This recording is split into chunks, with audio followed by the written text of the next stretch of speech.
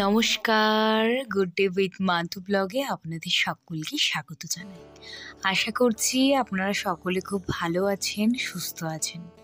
তো চলুন ব্লগটিকে শুরু করা যাক। কিছু ক্যাশ তুলে চলে এলাম এখন মুদিখানা দোকানে, কিছু জিনিস নেওয়ার আছে।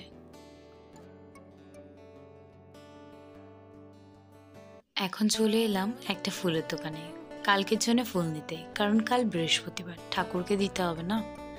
এখানে বেশি ফুলের দোকান নেই, কিন্তু দু একটা আছে, সেখান থেকে একটা ফুল নিতে এসেছি। ফুল কিনে চলে এলাম পাশের একটা ডিমের দোকানে, এখান থেকে 2 ট্রে ডিম নিয়ে নিলাম।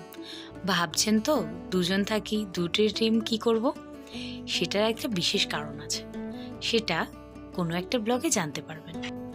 যেহেতু আজকে 31 ডিসেম্বর, বছরের শেষ দিন, তাই ভেবেছিলাম দুজনে একসাথে সেলিব্রেট করব আজকে দিনটাকে। তাই আজকে চলে এসেছিলাম একটা রেস্টুরেন্টে। প্রথমে এসে মোমো এবং চাউমিন অর্ডার দিয়েছিলাম। মোমো খেতে খেতেই হঠাৎ মনদীপ একটা সারপ্রাইজ দিল আমাকে।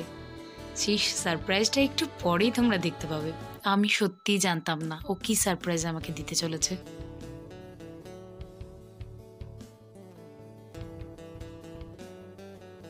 মোমো খেতে খেতে ও আমাকে যে একটা রোজ দেবে, আমি সত্যি সেটা ভাবতে পারিনি কখনো।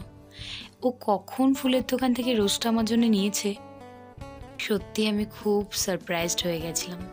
আমি খুব খুশি হয়েছিলাম যে আমার স্পেশাল ওয়ান আমাকে একটা রোজ দিল বিশেষ একটা দিনে। আমি খুব খুশি হয়েছি।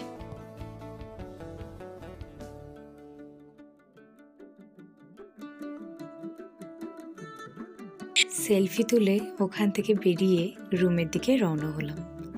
কিন্তু পুরুলিয়াতে অনেক ঠান্ডা পড়েছে, অনেক। বাইরে তো বেরোনোর মতোই না, কিন্তু আজকের দিন তো বেরোতেই হতো, তাই না?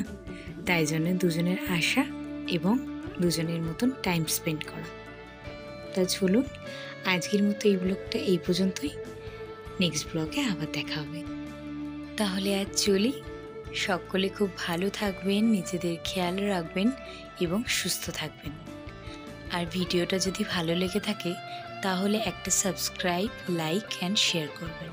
Thank you.